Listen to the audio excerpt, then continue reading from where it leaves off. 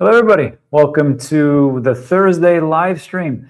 I wanted to go over some things because there are some things going down, and I don't want people to get caught short, specifically audits. So I brought in David Kemmer yet again from CoinLedger. David, welcome back to the show for the 25th time. It's good to be back. Big fan of the show. Sounds good. So first of all, everybody, if you are looking for a software, this is the one that I've used for the last, I don't know, 4 or 5 years or something like that. But it's CoinLedger. It makes things a heck of a lot easier. I just don't like to make things very difficult. And also, if you're just looking just to do the basics, which is what I call the basics is a portfolio tracker. They have it on there for free. It tracks all your crypto. So you know, like, what's my realized gains? What's my unrealized gains? Because we have these rules underneath us. One of those is taking profits, but it's very hard to do that when you don't know how much you actually have. So David, let's talk about this issue with audits. And there's these 3 things, and it seems like audits are kind of coming up now more and more. I've seen those in my emails. I've seen those in my DMs. People are like, hey, it looks like the IRS is kind of cracking down. What are the 3 things people need to avoid not to go through this? Because I've been through audits, 2 of them now, and they suck. Yeah, I never have. So, like, fingers crossed. Doesn't sound fun. But number 1 thing that can get you in trouble is the belief that gets circulated online of people saying you don't need to report your crypto income or activity if you didn't cash out to fiat, to like US dollars. That is so common, and that could easily wind you up with an audit or getting in trouble with the IRS, because actually anytime you're trading, earning staking income, trading one crypto for another, anytime you dispose of an asset, you're triggering either a capital gain or a capital loss, depending on how the asset has fluctuated in price. And that needs to get reported on Form 8949, which reports your capital gains and losses, even if you never cashed out to your bank account in US dollars. So if you just had trading activity in Coinbase, right, and you're just in and out of different coins, but you know, still everything's rolling into Coinbase, even if you never pull that money back out to your bank account, that activity needs to be reported to the IRS. And that's a big one, big misnomer, and you see misinformation all over this online, and that could get folks in trouble. Gotcha. Well, this would kind of lead us into like what Joseph was saying. Well, at least I harvested some of those losses, and if you had sold and then you could just sell and that's it. You can buy back in. There's no wash trading rules. But if you sold last year at any time and you took some losses, it's time to claim those on the taxes. So, I mean, for you, I've done this in the past with CoinLedger. I know it works, but anything specific to that one, David, to talk about? Yeah, the big thing on harvesting losses is 2025 is, for better or worse, gone, right? So taxes that get reported, you know, by April this year is for tax year 2025. So any harvesting you're doing like right now, that wouldn't apply to this year's taxes. But anything that, again, you sold a position in a loss in December of 2025 or earlier in the year, that's going to deduct from your total taxable income. And so, yes, it reduces your taxes. But one thing people come as they start doing their taxes right now, you know, we're in tax season, is they're like, oh, I see that I'm sitting in a loss position in XYZ coin. Now, can I harvest that and like reduce my taxes? And the answer is, of course, yes, but it won't reduce your taxes until next year, right? Because we're now in tax season 2026, technically, tax year. I gotcha. And then before we go on with the second and third thing of how to avoid being an audit, so just to make sure, because I know like with my Roth IRA, if I want to contribute to 2025, I can continue to buy up until, I believe it's April 14th, 2026. So I can buy gold, which seems to be the hot thing now, which is weird to say. Bitcoin, I could buy, any kind of alts, and that's through my iTRUST Roth IRA. But I could do that up until April 2026 to take over or to be contributing to 2025. But you're saying that we can't do that for like tax loss harvesting. If we miss December 31st, that's it, right? Unfortunately, that is correct, right? For your IRA, you're able to contribute, to your point, I think it's sometime in April. For harvesting losses, it goes by a calendar year, right? So January 1, 2025 to December 31, 2025, that is the 2025 tax year. And so that is the year that is being looked at from like an income gain, loss, income perspective. And so if you didn't sell something by December 31, that will move into tax year 2026, which you won't report those taxes until April 2027. Yeah. Gotcha. Okay, well, that's good to know. So we have that. So make sure moving on. Go. It doesn't matter if you want to loss. The second biggest thing. Let's talk about the second part. Yeah, the second biggest thing is the one that's new this year. It's going to cause some confusion and some pain, is not reporting your gains and losses on a per wallet basis. Okay. So as we've talked about, I think the last time I was on the channel, is this year, the IRS, it requires crypto investors to report gain and losses scoped to the wallet or the exchange in which they had occurred. Yeah. Without diving into the details, that's the gist. And now the reason this can lead to an audit if you don't do this is because your exchange, Coinbase, Kraken, Gemini, is now sending the IRS for the first time this year a form known as 1099 DA, which reports your transaction activity that happened on the exchange. So now the IRS for the first time is very aware of your trading activity that happened on Coinbase or Kraken or Binance US. And so if you don't report your gains and losses on that per wallet, per exchange basis, this can automatically trigger, you know, maybe not an audit, but for sure an automated letter that the IRS will send you saying, hey, your tax return doesn't match up with this 1099 that Coinbase gave us, right? And so that is one big thing to be aware of that's starting this year for the first time. Gotcha. So exchanges have your information. Let's be honest, we all did KYC, AML stuff, and they're going to report that to the tax agencies. So that's just how it goes, unfortunately. All right, Dave, we talked about the first two. Let's talk about the third one. What is the third thing that could cause us to get audited? The last thing is not answering, they call it the crypto question on the 1040, which 1040 is just the large, your tax return, right? And on the first page of 1040, it asks you a question. It says, at any time during the 2025 tax year, did you receive, sell, exchange, or otherwise dispose of a digital asset or a financial interest in a digital asset? And so you have to check yes to this question if you've sold, exchanged crypto to crypto, or received crypto as payments or rewards. And if you don't check yes on this question and you did have that type of activity, again, the IRS is much more aware of it than they have been in the past. And so that, boom, automatically triggers a flag in the IRS's automated systems and can lead to an audit. And so make sure you're answering that question accurately, because not doing so can lead to that type of action. Gotcha. So just as a recap, the three things that people need to be aware of, they have to. It doesn't matter if you've sold or not sold, you got to report that. There's a new form that's coming from the exchanges, 1040, what was it called? 1099 DA. 1099 DA, and if you get that, that's a problem. And then the third one, which was, it doesn't matter if you got losses or gains, you still have to report. Did I miss anything? Yep, that third one, just make sure you're answering that question correctly and accurately. Perfect. All right. Well, that's easy. So that's it. That's all we want to do is just kind of bring people up to speed, see what's going on. Now, if you want to, I mean, David's got a couple of minutes. If you got any questions for him, I think this would be the time.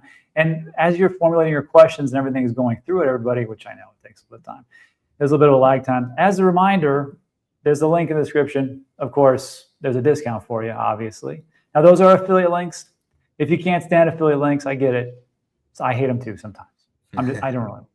But if you are, just go to CoinLedger.io and sign up, but you don't get the 10% discount. Also, the big thing is this, is I'm going to hire these guys to do something. I have a CPA here, but there's some questions that are coming between me and the CPA.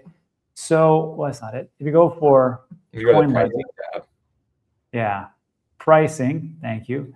Professional services, you can just pay for one of their CPAs. Is that what it is, David? Yeah, we have CPAs on staff, and then we have kind of crypto reconciliation specialists. So if you've ever done this stuff yourself, you know that the real problem is the data massaging, getting everything from your wallets and exchanges accurately represented.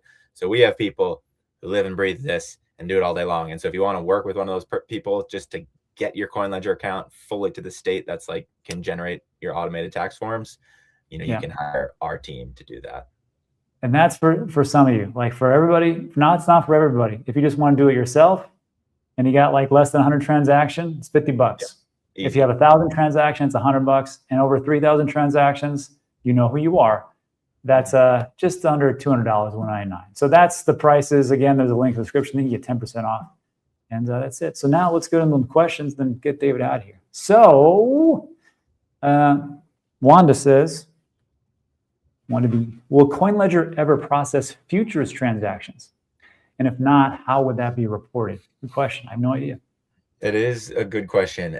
Just much more complex accounting rules, integrations, and tax rules when it comes to futures, derivatives, and generally more complex financial instruments.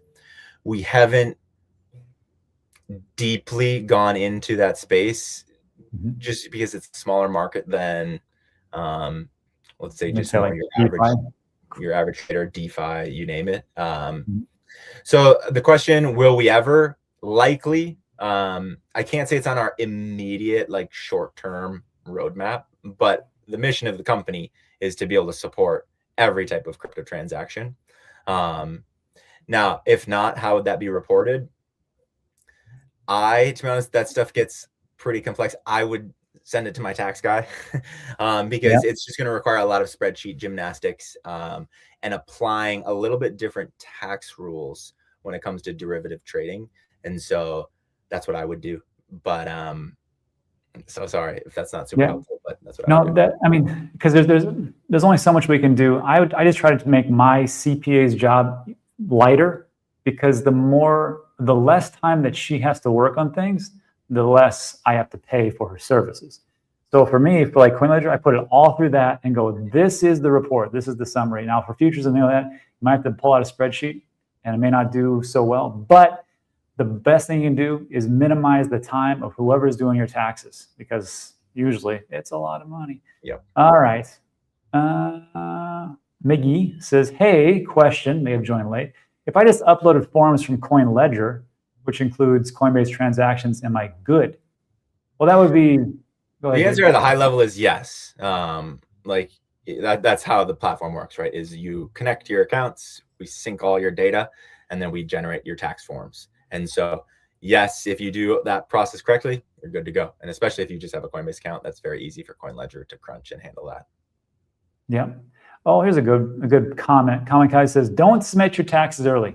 Go with the herd. Early submission is an easy way to get audited. That's very true, actually. Wait till they're totally bombarded and then send it to them late. There's a reason why all the rich people, they just go for an extension, another extension, another extension, until the very last minute when the IRS is so piled up, like, here, have fun with these 10,000 pages. Yeah, that's true. Yeah, I've been in the tax space for a while. I've never heard that, but like maybe it's true. I think just send it as late as you possibly can whenever bombarded. Let's see. Yeah. Hugh says, been using CoinLedger for about 4 years. Very happy. Sounds good. Dexter is having some of the same problems I used to have. I'm a CoinLedger customer and I'm having a lot of issues with missing cost basis. When I plug in, the cost is not taking it. This is the same thing for me. Like I had to go back, way back, and look at some things because there's like a missing cost basis. If it's something for me where it's like, okay, this is a missing cost basis, like 27 cents, I just ignore those things. I'm like, okay, I'll tend to my CPA. But if it's like 10, big numbers, then I'm like, okay, let's figure this out. And you just have to keep moving for it. But David, any kind of advice for this one for Dexter?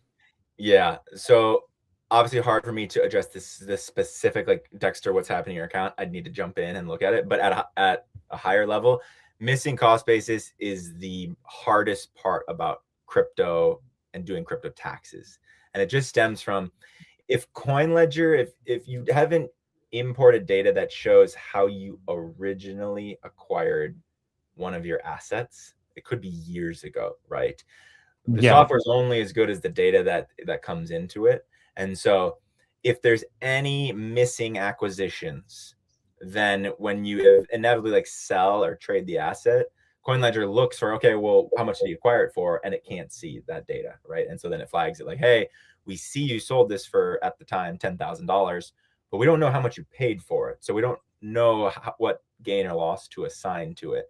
And so that's just what's happening on the back end. And so yeah, I would, Dexter, ask you to reach out to our team. This is the #1 issue that our support team works on every single day, is just helping people track down, where is this missing data stemming from? What's the cause of it? There could be a number of them, right? Platforms go bankrupt, transfers, crypto moves around. And so the reason it's happening is there's some missing data, right? And we just need to hunt down, okay, where is that? How should we account for it if we can't get it perfect, right? Maybe some bankrupt exchange, we don't have the ability to get their transaction history anymore. Many reasons. But that's what's happening. And so I apologize that it's happening. Reach out to our team, and we're constantly trying to build ways to make that process easier. Yeah, I'll give you my example. Mine's a Celsius Voyager issue. So I have the data for the majority of it, but there's some missing things because that's just how it is, because they went bankrupt. And some people went to prison, as they well should have. But what I did is I worked out with my CPA, and I said, hey, look, I think this is around the time that I bought it. I can't be sure. I can't go to Alex Mashinsky. He unfortunately is in a jail cell. So she's like, well, give me like the best guesstimate. And I think that's the big thing. Like the IRS, they're not going to punish if you at least give your, do your due diligence and try to like your best account, because even they're confused as well. It's not a safe harbor law. There was a specific law that we talked about where if they say like, well, you did your best here and it's not an obvious type of fraud, you usually let things go to a point. Right? Yeah, and that's true generally of tax reporting. Like, obviously you have to get things right, but like you need to give your best faith effort. And so that is a very reasonable take when, again, you're estimating the value. You literally don't have the ability to get that transaction history. Yeah. All right, how about this one? If you're day trading Solana meme coins, nothing wrong with that. You might have hundreds of different tokens bought and sold. Do you need to list each one separately for like, profits, loss, unrealized gains?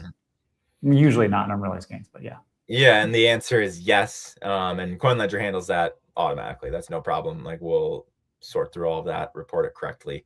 But yes, every disposal, every capital gains tax event gets reported on Form 8949.